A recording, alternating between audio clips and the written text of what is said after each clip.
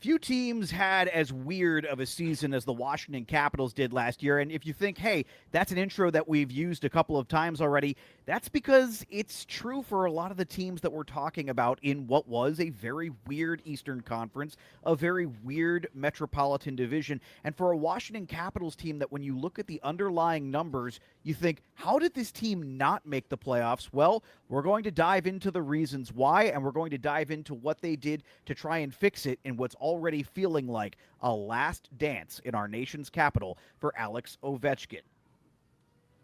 When that final horn sounds, you know it's time for Locked On NHL Game Night. All the post-game reactions to every game across the league, every single night, with insights only the hosts at Locked On can provide. Prepare to experience game day reactions like never before, only on Locked On NHL Game Night. Your team every day.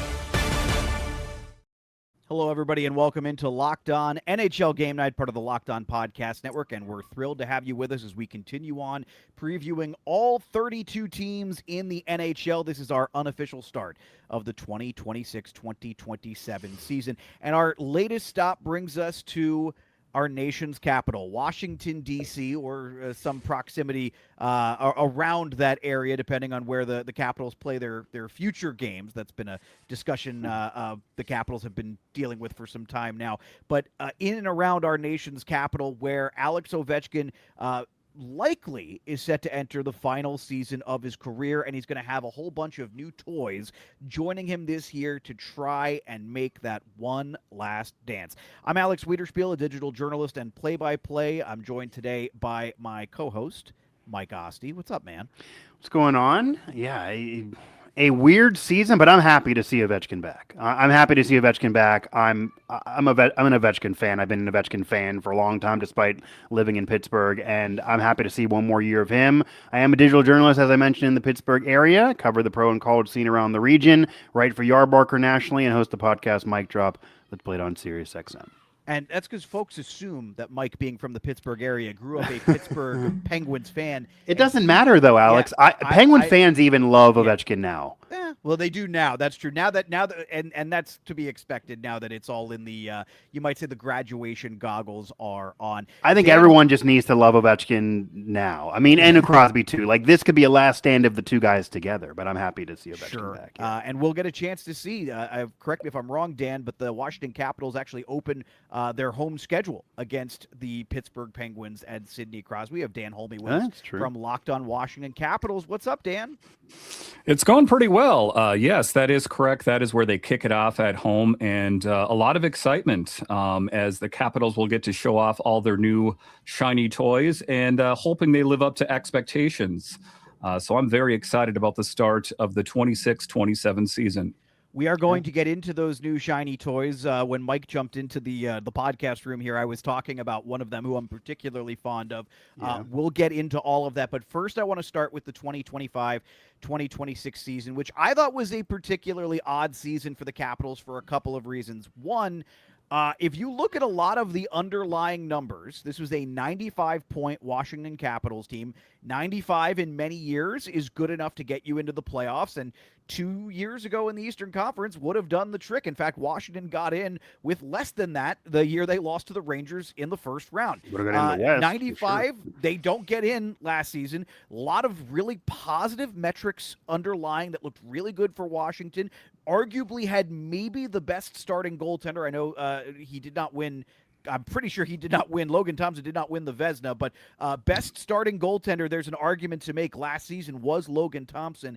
And yet, despite all of the things that went well for Washington, they still came up short in what should have theoretically been a fairly open Metropolitan Division. So, Dan, take us through what happened with Washington last season, where they looked like a team that was ready to make another run under Spencer Carberry, who I think has done an outstanding job there. And as the season went on, it became clear they might have to do a little bit of pruning or selling, which they did in John Carlson.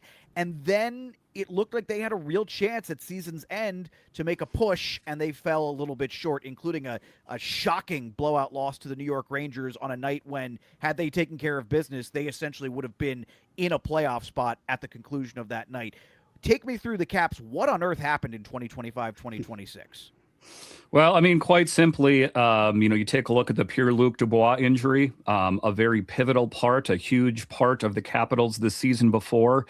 And he missed a lion's share of the season. And, you can point to different players like Connor McMichael that put up career best numbers when Pierre-Luc Dubois was on top. So he getting injured played a big impact. Ryan Leonard getting injured played a big impact. The power play, the absolute deplorable power play had the impact. And not having a shootout specialist that in seasons before TJ Oshie or Evgeny Kuznetsov that came in ultra slow-mo and would kind of dangle you there. Those are the big things. And, on the show, if you're an everydayer, to the people that listen, I talked about the special teams comes into focus. It should come into focus to start the season, because those holes that you dig yourself in to start the season, losing the games in overtime, not converting on the power play, not winning the games in the shootout, that is a sum total of a failure of a season. And, you just take a look at Chris Patrick as well.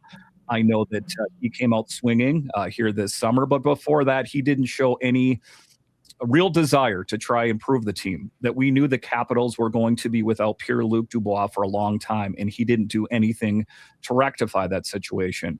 So I think it was a lot of those things. Like I said, Pierre-Luc Dubois, the power play, the shootout, those kind of things. That is kind of what did it. And then also, there's the highs and lows that, that there was the Olympic break and there was the super compressed schedule, all of those things. And I'm not saying that the Capitals had a harder time than anything, but their schedule was a bit tougher at points than other teams in the NHL. And I think that's what put them in the position that they were in. Yeah, it was a weird season for sure. It was a year that when you're at the end of a Hall of Famers run, he expects and you want to see the team in the playoffs going for it every single season. They did not get in, and that right there is not enough. But many thought once they sold John Carlson, they would fade out. It did actually revitalize the team, and they made a run of it at the end. And it's a weird year. You almost get in, but at one point you have Ovechkin literally say that it's the most depressing move and moment of his career outside of individual losses. I imagine early in the career to the Penguins, and speaking of the Carlson move, and yet they almost get in. And, to go more on Ovechkin here, Ovechkin played a decent amount of games. In fact, he played all of the games this past season for a guy that hadn't done so in a long time. And generally, when you have an older player, you figure to miss some. He dealt with injuries even a couple years ago to have his lowest games played in a long time. He ended up with 32 goals, 32 assists, 64 points. That's not Ovechkin of old production. That's not the best in the world production, but that's certainly solid production. I mean, that can be that there have been playoff teams that have had those numbers as their leading scorer.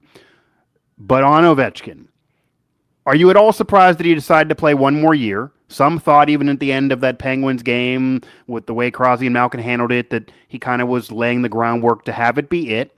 Others were fully expecting him to come back. He did. Likely one more year. We don't have an official announcement on that, so it is a last dance with him.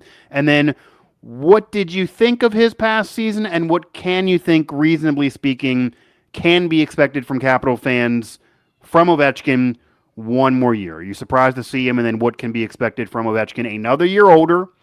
But if he's playing, he wants to play to produce, and you do need him to produce to win, even if you're now relying on other players and building a solid team that maybe relied on him too much in the past.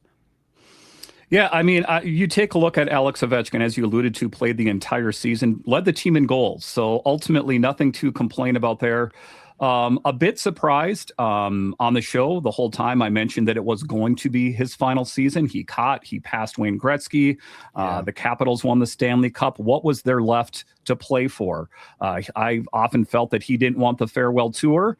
But now it seems apparent that that is exactly what he is going to get. So we know, at least ostensibly, or as a matter of fact, that he will be back for one more season. Yeah. He joked about the fact that it could be 2, 3, 4, even 5 more seasons. I mean, let's not be ridiculous. That's not going to happen. But I think that he likes to keep the Capitals fans guessing. And we'll talk about that straight ahead. Back right after this with much more here on our 2026-2027 season preview of the Washington Capitals. Baseball fans, if you think you know who's hitting a home run today, FanDuel is giving you a free chance to call your shot with daily dingers. It's easy to play. Just make your free pick for who you think will hit a home run in their game. If you're right, you'll receive a profit boost to use on your next bet for a chance at extra winnings. Best of all, you can make a free pick every day throughout the MLB season. Daily Dingers is another fun way to stay engaged with every day's games, whether you're following your favorite team or keeping an eye on matchups across the league. Every game has someone capable of going deep. Now you get the chance to make your prediction before the first pitch.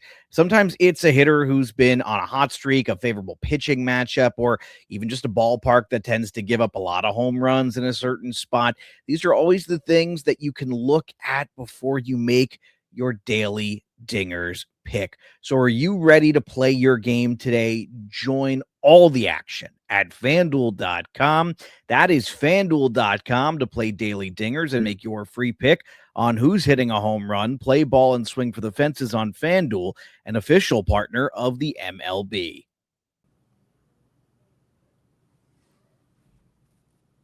Alex Wiederspiel, Mike Oste, and Locked On Washington Capitals host Dan Holme joining us here on our Game Night Season Preview edition. So we can tie Mike's questions about Ovechkin into a larger conversation about the myriad changes. And in fact, I think of the teams that we've done so far, Washington has made more changes structurally to the roster than anybody. And of course, these were big seismic changes with the addition of Alex Tuch, sign and trade so they can get him to an $8 by $10.5 million contract. I'm sure we'll have some conversation on the contract at some point. Trading a pretty sizable price. Was it a first-round pick? Milton Gastrin, a forward prospect, and of course Connor McMichael to bring Jordan Kyrou in from the St. Louis Blues. And then there are going to be other additions as well. Boone Jenner, I shouldn't forget about him, coming over, the longtime captain of the Columbus Blue Jackets. But then there are going to be other additions who we saw a sneak preview of last year, the younger Protas, Ilya, who saw a little bit of action last year. He will likely make the team this year. And of course, the younger Hudson brother, who is in Montreal, the older Hudson brother, but Cole Hudson, who got some minutes after the John Carlson trade. So these are a lot of big changes, important changes that the Capitals made. I think it would be better, rather than asking you first how this all fits together, because I do want to get there. How does Ovechkin fit with all of this, these new additions? Who does he play with? Where does he play? Who is feeding him the puck? And what is the role of, say, maybe one of those other wingers who might be joining him on that line?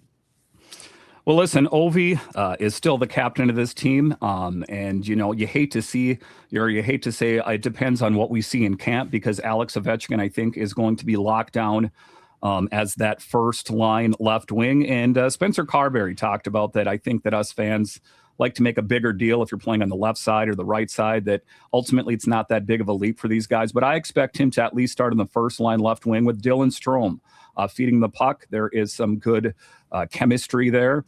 And, it's interesting that last year it was Anthony Beauvillier. Some of that was by design. Some of that was just based out of necessity. And I see Jordan Kyrou playing that first line right wing. And why do I say that?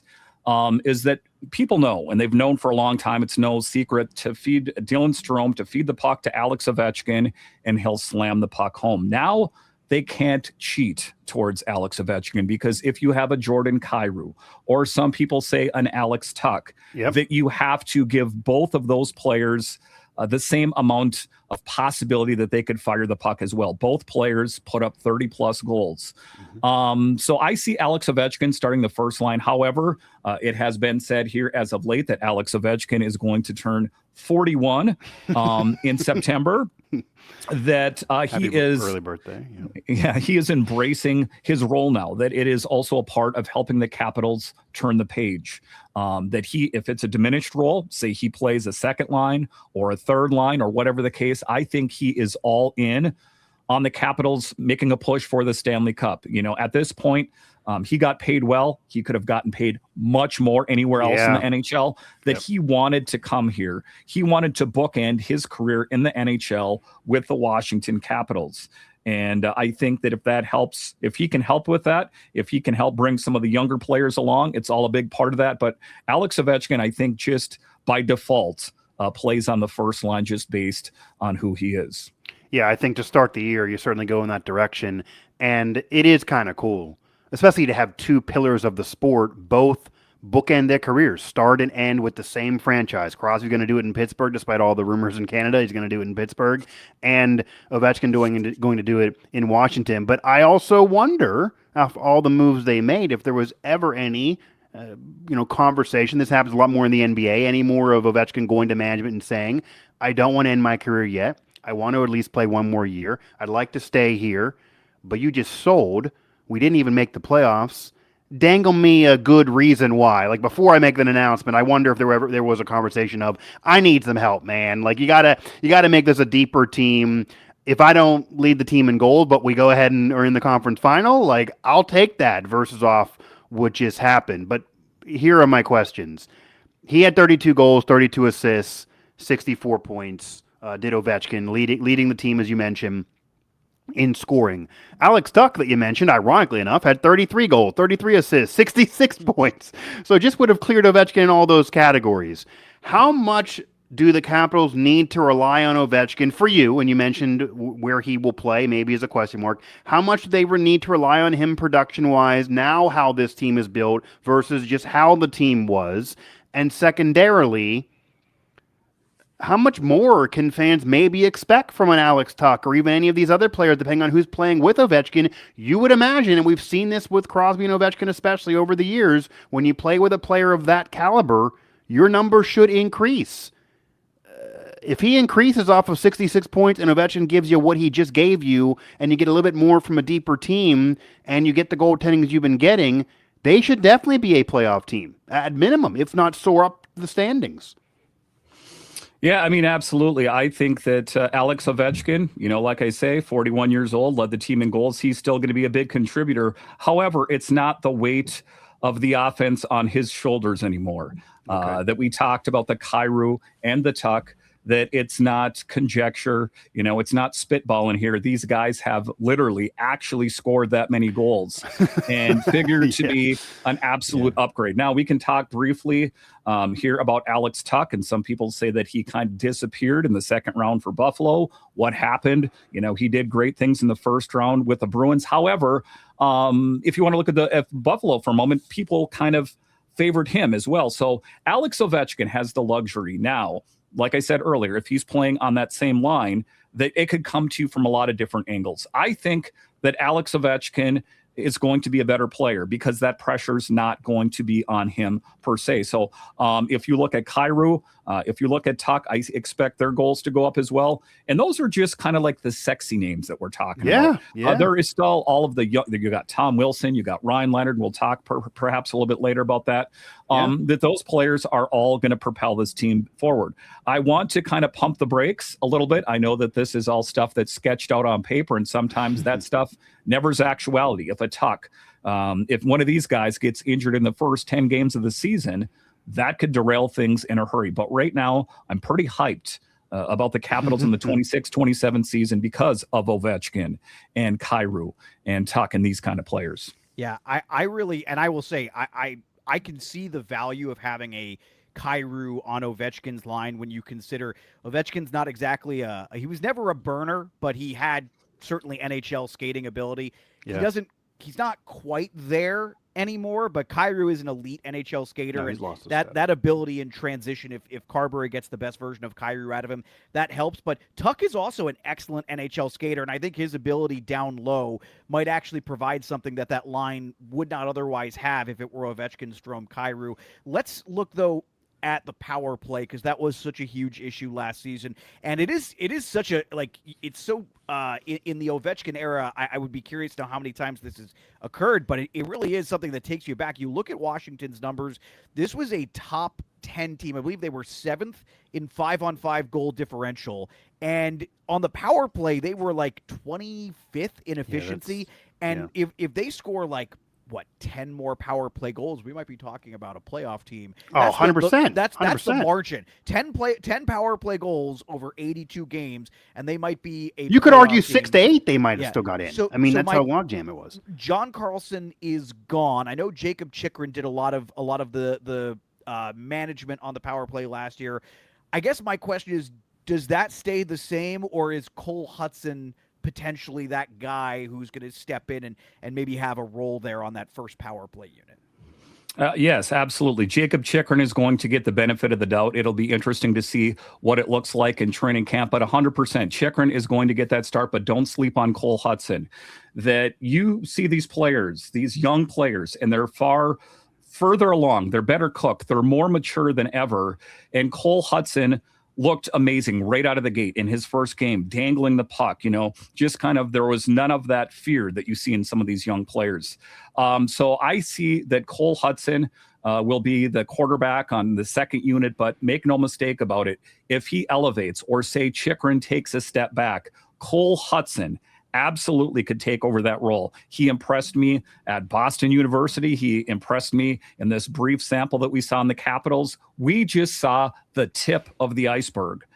And when you look at some of the advanced metrics on him as well, some of them favor him even more than his brother. So just to drill down on what you guys said there, it's Chychrun's job as QB1, but I do think that Cole Hudson, if he, really brings it, that I don't think Chychrun's job is safe per se. Yeah, and you have to give the Capitals credit. Not every franchise did this. Not only did they get Ovechkin back, they addressed what they needed to address in the offseason. We'll see how it bears out. They looked at the power play. They got deeper overall. They needed more goal scoring. They needed to help Ovechkin take pressure off. Check, and check. So we'll see what goes down. You mentioned Tom Wilson earlier in this segment. He's now the elder statesman with Ovechkin. He's been that for a while, but he's now moving up the pecking order in terms of elder Washington Capitals with John Carlson no longer around. He's been there a long time. He's in part of that group that is mature with Ovechkin, won a Stanley Cup, and is still there. But the last couple of years, we've seen certainly an uptick in his scoring with 30-plus goal season. Prior to that, though, even when he would play 70-plus games, he would have an impact on this team, but the goal-scoring touch wasn't as prevalent. He's had kind of a weird story of his career where, the perception of him was that he was I'm not want to say a goon, but for lack of a better phrase, early in his career, and then he's now become this overall complete player. But, Dan, when you now have added so many other pieces, and you have a much deeper group, and Alex Tuch is going to score some goals. You're going to have other players that can score goals. Maybe don't have to rely on Tom Wilson as much. What do you expect out of Tom Wilson this year? Which player are we going to get? Are we going to get the 60-point Tom Wilson? Is he going to go back to maybe more of that Selke trophy? If I can stay out of the penalty box, I'm really an overall great complete player to help this team. He was that even as recent as 3 years ago, but the last couple of years have been more offense. Was that just because they needed it and he can go back to what he was? Or is that guy now here to stay and they're just going to be one of the best offensive teams in the league? What can we expect from Tom Wilson? I think he's here to stay in a big way. He put up 30 goals last season, 33 the season before that. Yeah. I think it's easy to pigeonhole him as a tough guy because he is that. And there's not any other team in the NHL, if he wasn't wearing your jersey, would love him because he stands up for his player. He is the sheriff. Team Canada was drinking the Tom Wilson Kool-Aid for what he brings. But you know what's really an interesting storyline here is Tom Wilson, and that how, as a matter of fact, he could even get better and his line mates could get bigger because some speculations have Ilya Protas, Alexei Protas, and Tom Wilson all on the same line. We saw it in the latter part of last season. And that's a football line. Make no mistake about it, that is a fearsome line out there. And, this isn't conjecture or anything like that. There is a bit of a proof of concept that actually saw some great production. So I expect Tom Wilson to take steps forward. One of the things that I had heard about him is in his 30s here, he realizes that he's better served on the ice. That the young Tom Wilson, when he first entered the league, he didn't know that, he relished the idea of taking on every big tough guy and did that. He understands he doesn't have to answer to the bell to every fourth line or to every AHL call-up that's trying to make a name for himself. They will. He knows exactly who he is. So big picture, you see the proof is in the pudding. He still is putting up a lot of PIM minutes, but he also is spending more time on the ice. And subsequently, because of that, he's finding the back of the net with greater regularity. I see Tom Wilson taking on even a bigger role. Early projections, I say another 30-goal season. That's wow. It's a bit of a hot take. And Alex, I just want to paint the picture. I don't disagree, and I want to paint the picture for anyone maybe who's a casual fan, doesn't follow the Capitals, or maybe just doesn't dive into Tom Wilson's career, doesn't realize what Dan's saying. Dare I say, and you can do research at home, and Alex maybe will rack his brain after the show, find me someone else that in their career had a full 82-game season with under 5 goals, and then in their 30s scored 30-plus goals multiple times. He has transformed himself. He literally scored 3 goals in 82 games once, and as Dan just said, he's put up 30 and 33 in 72 games in 81, and this past year, 30 and 72, he would have had a career high if he played the same amount of games as the year before, basically the way he was playing. But we're talking 3, 4, 7, 7, 14. That was the beginning of his career on some really good Capitals teams. Then he would get into the 20s and dip back again when he still played a lot of games. But these seasons are outliers, but maybe the Tom Wilson of old. And we will also find out, and we didn't get to have this debate because Ovechkin didn't retire, but if Ovechkin retires, I was going to say, if after this season or when Ovechkin retires, is Wilson the next captain? Despite the tenure, that would have been a controversial decision even 5 years ago because of maybe the things he gets into, even if, yes, I agree, you'd want him on your team and you probably hate him when he's not. I think he's done enough now to get away from that guy in that perception, scored enough goals. It's probably not going to be as controversial, at least outside of Washington. And I would imagine that would be where they would go. I don't know where else you would go after Ovechkin unless you keep it vacant. Absolutely. He is the captain in waiting. That is 100% for sure. And it's the leadership. And Alex Ovechkin, the current captain, has even referenced that. And he's taken a lot of the weight off Alex Ovechkin's shoulders because before Tom Wilson was here, Alex Ovechkin was a lot of the muscle that he was able to fight a lot of players. Look up the Svechnikov fight. Total knockout, if you don't remember that one. But now Tom Wilson has taken big steps forward. I think as soon as Alex Ovechkin hangs up the skates, whether it's in Washington or bookends his career in Dynamo Moscow, that Tom Wilson is the captain in day one. Yeah. We're going to go a little rapid fire in the final segment. We'll throw a bunch of questions at Dan, also get his take on the expectations for this team this season. That's all ahead here on Locked On NHL Game Night. This is our Washington Capitals season preview edition for the 2026-2027 season. Summer is no longer endless. Next.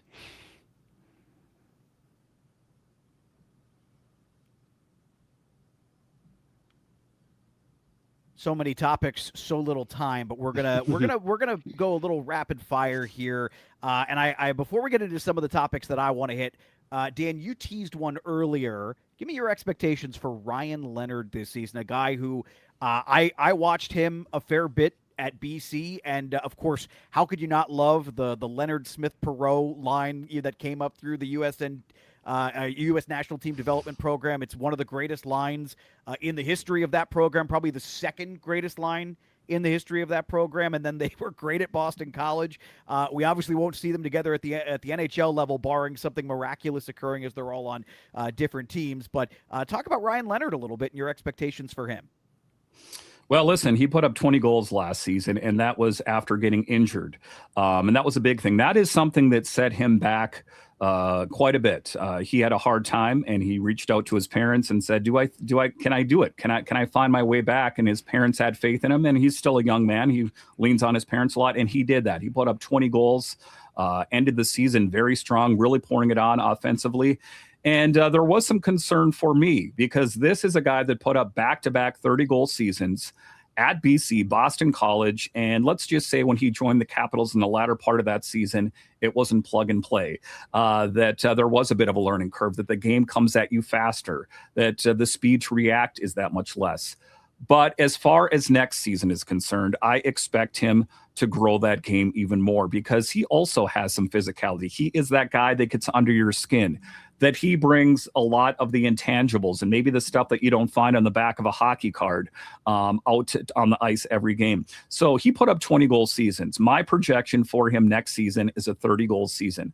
I really think that's the case. He is only getting bigger and better and kind of gives off in a lot of ways Tom Wilson vibes 2.0. He is a bigger frame, not quite as big as number 43, but I think that just having a player like that is also going to take some of the pressure off Tom Wilson as well, is to be that physical enforcer, that Ryan Leonard is not a guy that is afraid of any of that. But as far as offensive production is concerned, a 30-goal season, I think, is within reach. He's going to have to reach for it, as there's going to be a lot of other players on the team trying to put up good numbers. But also a storyline to follow there, as well as his ability to play on the left side, as there is a glut of talent on the right side for the Capitals, that there is some comfort level with Ryan Leonard playing on the left side as well. So I think that pieces things together quite nicely. Mike, you can take the next one if you want. Yeah.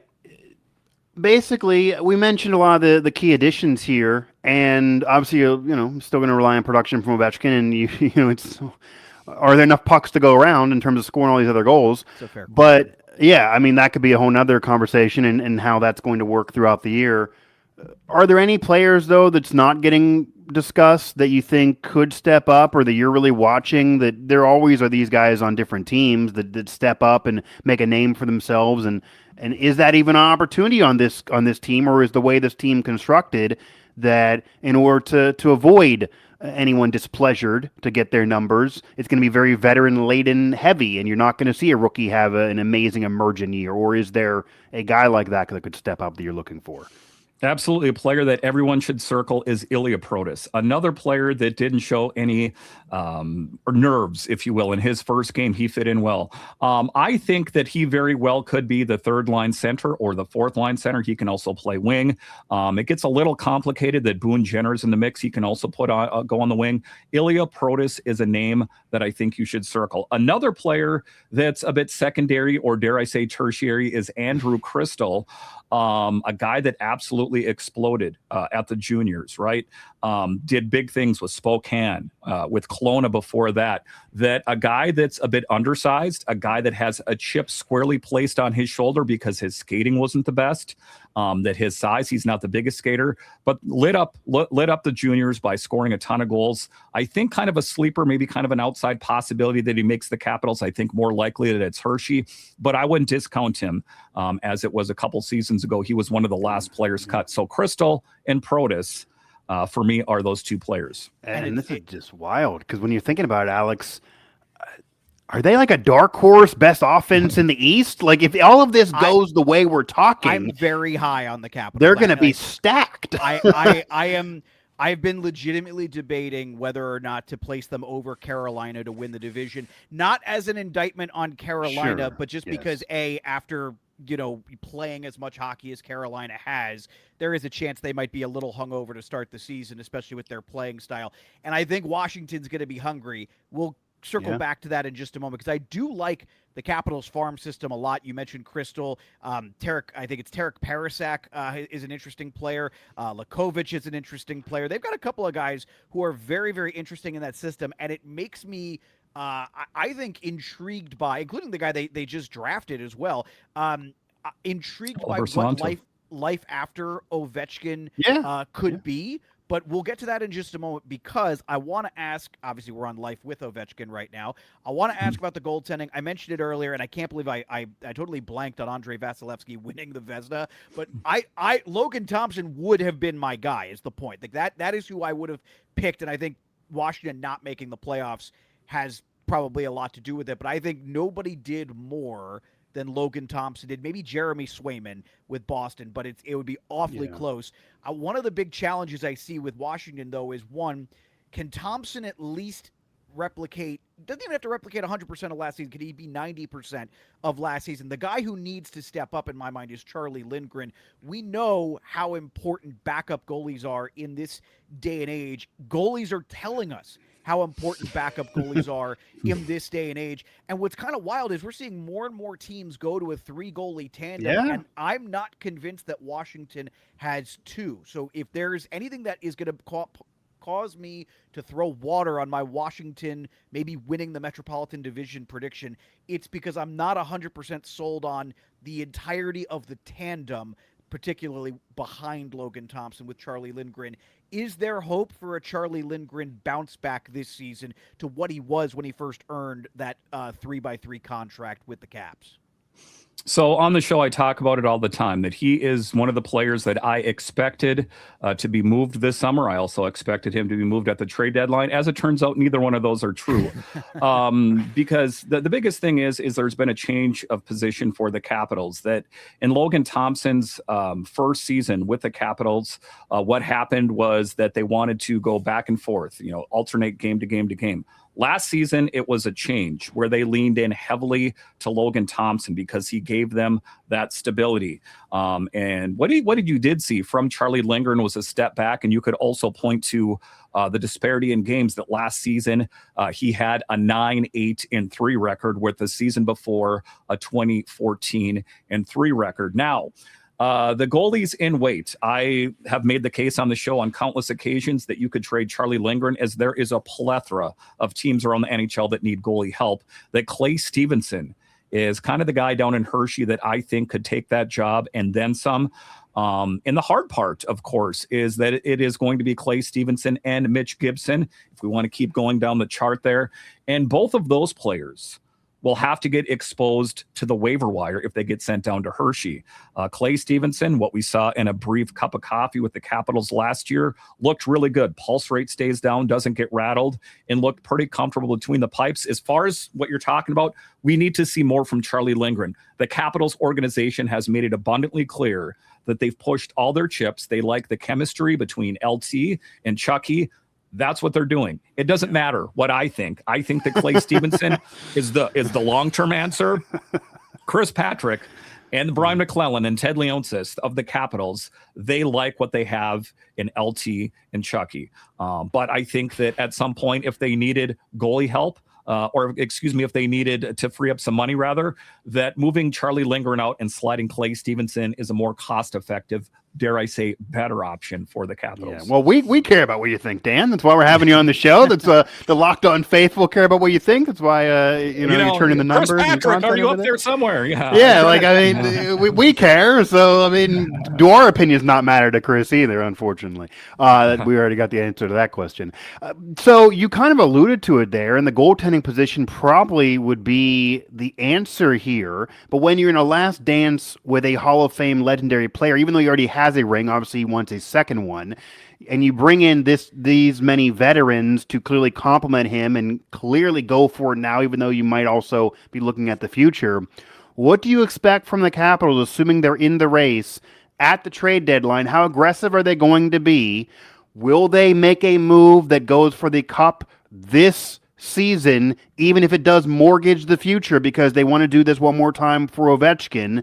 And you, as a fan and analyst here, what do you even want them to do? Because there are some that think, okay, you want to win a second ring, let's not ruin the post-Ovechkin era to do so, even if we don't get that second ring. This is kind of going to be that important debated trade deadline on what they do and when they do it and how close they are to being at the top of the standings at that time, assuming they're up there. Well, Chris Patrick made it abundantly clear that he's pushed all his chips in. You don't make the big moves like we saw this last season without doing that. I think that if they feel like they need to bolster something, like we just talked about, Charlie Lindgren would be a good piece to move out. But one of the things that he's made very clear is, if it's Cole Hudson, if it's Ryan Leonard, take those names right out of your mouth. They're not going to entertain it. And, well, the interesting part and why Chris Patrick didn't make more moves is because that when they wanted to improve the team, the first names that came out of the other GM's mouth was Cole Hudson, was Ryan Leonard, was these kind of players. I don't think they will mortgage the farm. What I do think they would try to do is view players that they view are expendable. See, Connor McMichael. I saw him being traded for years now. A good player, not a great player. So I think they'll see who isn't living up to potential, that you have players that there's just not enough room on the roster. See Ivan Miroshnichenko, a really great player, probably not going to make the Capitals roster, but there is some good talent if you remove the upper echelon names, which I spoke of, and Cole Hudson and Ryan Leonard and Lakovic and all these different players that we spoke of. Then I think there's some movable pieces, but make no mistake, you don't make all these moves for Alex Ovechkin, which could be his final season, and then go, I did what I could do. I think they would do something to make this team better. It actually blows my mind every time I look at Washington. I feel like I'm finding another move that they made that I forgot about. I'm going to be honest with you. I completely forgot that they signed Vincent Desharnais. Just completely. Sure. 4 years, $4.2 million, likely on their bottom pair, I would imagine. And I guess my question, I have two. Their moves are underrated too. Yeah, I feel like Alex Tuch might be the best move of anybody's made all offseason, and no one's talking about it nationally. Yeah. That's because people hate the contract because it's 8 years for a 30-year-old. But sure. I love the player, and all I care about if I'm a Capitals fan is, can I win this year? Well, guess what? Alex Tuch does help that this year. My question, though, for you is, let's go back to the defense for a second. Vincent Desharnais, I'm curious where he fits into this group, particularly when Rasmus Sandin is healthy, which could be anytime between like October and January, I guess, after he suffered a late ACL injury in April. So I am kind of curious about that move. Is that move in part because Sandin opens the year on the non-season ending LTIR, or is that is there another corresponding move that occurs when Sandin is back? What's the situation there? Because that does seem somewhat unsettled when Sandin is healthy. So, they brought in Vincent Desharnais to be a D-pairing partner with Cole Hudson. That if you take a look at Vincent Desharnais, more of a stay-at-home defenseman. He does the dishes, and Cole Hudson can go out there and dazzle us with all that he does. It does pose an interesting problem on the right side, as they also extended Timothy Liljegren. Now, I expect him to be the guy that is the odd man out when Rasmus Sandin returns. There is also some additional players in the mix there as well that could get moved. You have Dylan McElrath on the team, would be a plug-and-play captain, as there is a captaincy Vegas in Hershey, and different players like that. So, what you did is you fixed the problem. In a way, two different players, you subtract John Carlson and you add Vincent Desharnais. One is a good puck mover in Carlson and the other is a stay-home defenseman. But it makes sense that if you put Desharnais, which is 6'7", if memory serves, with a smaller Cole Hudson, then I think that is a really dynamic D pairing out there. But just knee-jerk reaction, I expect Timothy Liljegren to be the odd man out when Rasmus Sandin returns and will most likely be that extra defenseman. Will Kyle Dubas reunite with one of his former defensemen in Liljegren or Sandin? Probably not Sandin. I from what I understand from talking to you and others, Dan, that Washington's quite thrilled with what they got out of the Rasmus Sandin trade a couple of years ago. We are low on time here, Mike. I'll give you a chance to throw your final question out, and I'll throw one more out as well after you, and then we'll get out of here. Yeah, so, this season could go many different ways, but you obviously don't make the offseason moves unless you're expecting to really, really contend, which would still be a significant jump from last season. Assuming health, assuming production similar to what these guys have been doing, the major key players, the Ovechkin, the Tuchs, etc., Tom Wilson even, from recent years, what would you deem a successful season, I guess? What would you tell the fans? Obviously we could say cup or bust, and Ovechkin may say that if he's asked publicly. That's not really what I'm looking for here. That's probably unreasonable. You're going for the cup, though. But if they get in and lose in the second round, can that be successful? Do you have to make a deeper run? If you miss the playoffs, does that just make the whole thing for naught? Can you get in and have that be successful, even if you lose in the first round? Because matchups are matchups, and great teams lose in upsets. And look at the Capitals. Only the one actual season, which was the Cup, with Ovechkin, in which they made a deep postseason run all the way that far. Do you need to at least do that again? What do you expect, and what is reasonably successful to avoid a failure after all these moves and kind of going for broke and maybe having the best overall collective team offseason that I don't think is getting discussed enough, even though you have another year of Ovechkin and you're in a major media market? Well, listen, the one thing I know is that Carolina's not going to take it any easier on anybody, that Sure. team is going to go out there and battle. So the Capitals, 95 points. As we talked about, I believe that the Vegas Golden Knights ended the season with 95, and that is what they did. Capitals, 111 points the season before. So if you're asking me, I say that making it a deep push into the playoffs, not being eliminated in the first round, if this team does not make the playoffs at all, I'm viewing it as an absolute failure. Make zero mistake about it. What I'm going to view it is they make a deep push. It depends on what round. But what I want to feel is that when I look at the Capitals, they did everything they possibly could do to win. Because we take a look at last season, there was large swaths of the season where it looked like they were just mailing it in, or they weren't giving their level best out there. When we take a look at the Capitals, like I say, with the season with 111 points, that they made it to the second round. And I was believing that team did everything they possibly could. Now, we could go into the weeds and say, Alex Ovechkin and these other players weren't fully vested, and that's why the demise there. But that is what I'm talking about. So that was the Capitals a couple years ago with 111 points that looked good. Yeah. At least on paper, with all these weapons, right? It's like a military leader going, look at all this that I have here. Yeah. That I'm saying a deep push. How that manifests itself, I think it would be narrow-minded to say Stanley Cup or bust. But what I want to see is a deep push. And I want to believe, as a Capitals fan, watching them, that they did everything they possibly could do to win that game, all the way from coaching to the GM, all the way down to the players. That will be good enough for me. It sounds like you want to believe they are a true contender most of the year, and that is the effort. And you could argue, despite the point total, they weren't really a contender that entire last season. You want that word needs to be, you want that. When somebody writes an article of who are the real contenders versus pretenders, then maybe Alex will write for the Heavy or Yardbarker, or I'll touch on as well. You want them included. They need to be in that column. They need to be there as a contender. All right. All year. So this is a perfect segue, because first of all, I will say I am drinking the Capitals Kool-Aid. I am. Oh, I'm there with you. I'm a little concerned picking with Alex though off of last year. I'm drinking the Capitals Kool-Aid. But here's my question. So Dan, the Washington Capitals have never made the conference finals in any other year except for the year they won the Stanley Cup. That's what I just said, Under Alex Ovechkin. Do they get to the conference finals at bare minimum this season? Yes. Love it. That is a perfect way. Absolutely. That'd be a way to go out, even if you lose there. That'd be an okay way to go out. Including even if it means having to beat Carolina, the defending Cup champions. I love it. Love that. They can fight fire with fire, and you could absolutely say they have the better goaltending, even though Carolina just won the Cup with worse goaltending. I mean, they don't need, obviously, the .950 save percentage to win the Cup. They just proved it to Alex's, which is why Alex didn't pick them most of the year, because of goaltending. But if you're going to go paper to paper and roster to roster and player to player, and then you go to goaltending and you even look at the forwards, I think Carolina is a legit chemistry-filled team that just did it. You got to give it to them right now. But it wouldn't be wild to say the Capitals could beat them. Yeah, no. I love it. It's a great pick, Dan. We are going to leave it there. Remind folks where they can find your work, and then you both do that. We'll start with Dan, and then we'll get out of here. Yeah, so you can find me on Twitter. It's at DanCaps218. You can find the show on Twitter. It's at Locked On Capitals. Of course, you can find it wherever you find your podcasts and on YouTube.